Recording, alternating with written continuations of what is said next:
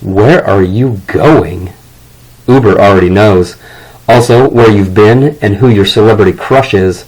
Just kidding. The Hustle, Thursday, February 16, 2017. Brought to you by Upwork. Is Uber getting in the ad game? When you get an Uber, just think about all the things they know about you the second you're inside. Where you just were and where you're going, your ride history, where you've been and where you've gone, the exact time it'll take to get to your destination, that you ordered General Tso's chicken at 1 a.m. last night, assuming you used Uber Eats. That's a lot of information, and it's a big reason why people think Uber will eventually get into the ad business. Whether that actually happens is still up for debate. They could use the incremental revenue, but ads may hurt the rider experience. Yet, as analyst Michael Bolin notes, Uber's starting to plant the seeds nonetheless. Ugh, so I should expect ads the next time I hop in the back seat? Not yet. For now, it's all about improving the in-ride experience through content on your phone. Then, once you're hooked, is when the ads start rolling in. And thanks to Uber's latest redesign, we're able to see how this might work. Have you noticed how the app changes once your ride is underway? Right now, all that's offered is a map, ETA, and other useful info, but it's not hard to imagine a deal with, say, Netflix to provide a 25-minute video for your 25-minute ride, or a partnership with Spotify to offer exclusive songs for your commute. They could also quite easily start recommending local shops and restaurants to check out. They already released a data-driven restaurant guide, which would be of particular interest to tourists. There's a bigger movement happening here. Uber's just part of it. Think about self-driving cars for a second. Not the technology, not the design, but the actual experience of riding in one, an experience that will soon become the norm. You're no longer driving. Bolin claims this could give advertisers an additional 52 minutes, average U.S. round-trip commute, to compete for our attention on top of our average media consumption, now about 12 hours per day. That's game-changing stuff, and if Uber isn't prepared to take full advantage, somebody else will, that's for sure. Social media. Screens everywhere we turn. California wants to legalize crockpots. A new bill has been introduced in California to legalize homemade food from things like hot dog stands. The bill would add a new category of food prep facilities called homemade food operations to California's health and safety code, and a bunch of businesses are chomping at the bit to get a piece of the food sharing economy. Back up! You mean the street meat we've been eating is illegal? They don't call them danger dogs for nothing. In most U.S. states, home kitchens need to comply with the same health and safety codes as restaurants, which mandate things like steel countertops and 3-compartment sinks. This is a pretty big barrier to enter for most home chefs, and, as the bill claims, leads to many food micro-entrepreneurs cooking out of unlicensed facilities. But these micro-entrepreneurs aren't just kids with lemonade stands. They're private chefs and home caterers as well, and companies like Josephine want to help them out. They've created an online marketplace for home-cooked meals that lets local chefs run small takeout businesses from their homes. Cooks who pass Josephine's inspection, things like a California food handler card, a refrigerator at the right temperature, and food kept 6 inches off the ground, can have their meals posted on the site for hungry locals to browse and order for pickup at their homes. On the chef's side, it's a way to gain exposure in the community and pick up extra cash for their award-winning chili recipe. Josephine takes 10% of all sales. And, for the user, it's a way to find award-winning chili in their area that might actually be better than their moms used to make. Unfortunately, regulators aren't happy about it. Last summer, California health officials served dozens of cease and desist letters to Josephine's chefs, stopping the businesses in their tracks. They're sponsoring this new bill in hopes of getting back on their feet. Supporters of the regulations cite the risk of foodborne illnesses that afflict 48 million Americans every year. But here's the thing, these home cooking operations exist whether regulators like it or not, and sometimes you gotta risk it to get the biscuit. Social media. Or the hot dog. Hey LinkedIn, Facebook's coming for you. Yesterday, Facebook rolled out a bunch of new jobs-related features, which will allow businesses in the US and Canada for now to start hiring through the platform. They can post jobs They can post job openings on their page under the new Jobs tab, get them into your news feed via status update, and pay or turn them into highly targeted ads. Businesses will also likely get some viral help as users reshare job opportunities and tag their friends who are looking for new gigs. As for you, the Facebook user, when you come across a job posting that you're interested in, you can hit an Apply Now button to instantly send an application through Facebook Messenger. On the one hand, this will make applying to jobs quick and easy, and applying en masse doable, which, as anyone who's been unemployed knows, is huge. On the other hand, hiring managers won't even have to do a Google search for you now, so you should probably delete that "We Love Beer" photo album ASAP, amigo. Should LinkedIn be worried? Yes and no. As TechCrunch points out, LinkedIn has become the go-to destination for purposeful job seekers looking for medium and highly skilled roles.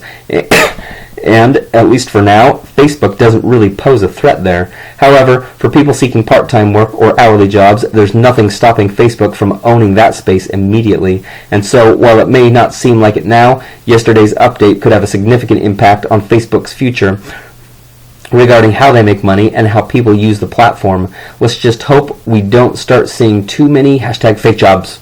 Social media. You're hired! Top Hat takes a bite of the education apple. Canadian education tech startup Top Hat just raised $22.5 million, putting their valuation at a cool $185 million. The platform allows teachers to create interactive digital lectures and assigned readings to engage students from their phones or laptops, in hopes of taking on the big 5 textbook publishers, including Pearson and McGraw-Hill. While the old dogs are going through their own digital evolutions, they're not exactly crushing it when it comes to implementing new tech. Remember those accompanying CDs that nobody ever used? And they're still heavily reliant on physical books, which is an issue, because companies don't get tenure. Both Pearson and McGraw-Hill have faced huge setbacks over the past 6 months as they struggle to keep their hold on the higher education market. McGraw-Hill has now postponed its IPO indefinitely since filing in 2015 due to shaky back-to-school sales in Q3 2016. Not to be outdone, Pearson came in hot this January with their largest stock drop in history, 28%, after their profit forecasts came in 19% under analysts' predictions for 2017. That said, the market cap for higher ed publishing is still huge, and even after taking a hit, Pearson is still valued at $5.83 billion, probably because they can still crank out new editions of the same book for $400 year after year. Yeah, why are textbooks so dang expensive? Huffington Post breaks it down nicely. For one, there's very little competition. Those top 5 publishers control 80% of the market, making it pretty tough to disrupt. Consumers don't have a choice. Professors decide which textbooks students have to buy, and students have no option but to pay up. As a result, the big guys can keep jacking up book prices with zero consequence. And although rental and buyback programs benefit students, unless you lost that stupid CD, then your book's worth nothing. They don't fix the broken market. Someone, whether it's Amazon or Chegg, is always paying the full sticker price for the new editions. So, is there any hope for the little guys? Top Hat may have a fighting chance. Its total revenue is in the tens of millions, according to their CEO, Mike Silagazda, and it is expected to double in 2017.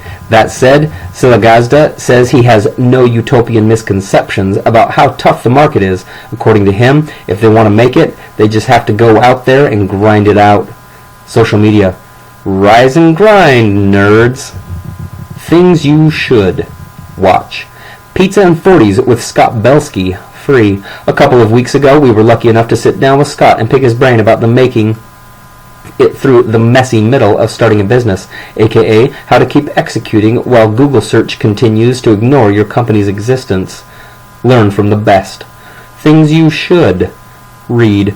The Attention Merchants by Tim Wu, $18.87. This is the first book that we're reading as part of our internal book club, and it's totally awesome. Starting from the original snake oil salesman, Wu traces advertising's path throughout history and dissects the battle for our attention. Highly, highly recommend. Things you should buy. Disrupt cards, $25. One of our readers created a card game that is basically a Silicon Valley version of Cards Against Humanity, with cards like a t-shirt of an early stage startup so everyone knows you took a pay cut, and and competitive body hacking. It's the perfect way to subtly poke fun at the tech world. Card games, FTW. Things you should listen. NPR's How I Built This podcast, also free. Guy Raz hosts this 30-ish minute long show about innovators and entrepreneurs and the incredible stories behind the movements they built. Every episode is amazing. Seriously. Personal favorites: Sarush Alvi, co-founder of Vice, Joe Gebbia, co-founder of Airbnb, and Herb Kelleher, founder of Southwest Airlines. Perfect for the commute home tonight. Things you should. Sponsored. Things you should use. WeTransfer. Free. Next time you need to share some files, give WeTransfer a try. It's free, doesn't require you to sign up, log in, and is easier to use than a one-button walkie-talkie. Those things are simple as heck to use. You basically just press a button and relay information, just like you do with WeTransfer. Go forth, my child. This edition of The Hustle was brought to you by Upwork. Too many hats. Growing a company forces you to be a jack of all trades or a Jill of all skills. Maybe you went to school for business management, but all of a sudden you're learning HTML and asking Siri, how do I use SQL? Problem is, wearing all those hats can start to feel a little heavy, and when you find yourself spending a ton of effort teaching yourself things that a professional could do in half the time, like creating a website or photoshopping a brochure, it might be time to bring on extra heads. But what if you don't have the budget for in-house hires? That's where Upwork comes in. Their platform connects over 2 million businesses with freelance talent across over 3,500 different skills. That's a lot of hats. Plus, with detailed profiles and individual reviews, they're basically the freelance equivalent of a certified seller on eBay, so you can be sure you got the best brochure shopper in the biz. Give Upwork a try and start getting shit done. Hustler readers get $100 off after you spend your first $500. The Hustle. Subscribe. Jobs. Advertise. Ambassadors. Events. Kendall, it's Ryan Gosling Baker, writer. Lindsay Quinn, driving with the windows down. John Haddle, backseat editor. Ivan Ofalich, staff dermatologist. Ivan Ofalich, staff dermatologist. You opted in by signing up, entering a giveaway, or through divine intervention. 1381 9th Avenue, San Francisco, California, 94122. In the United States, 415-506-7210. Never want to hear from us again? Break our hearts and unsubscribe.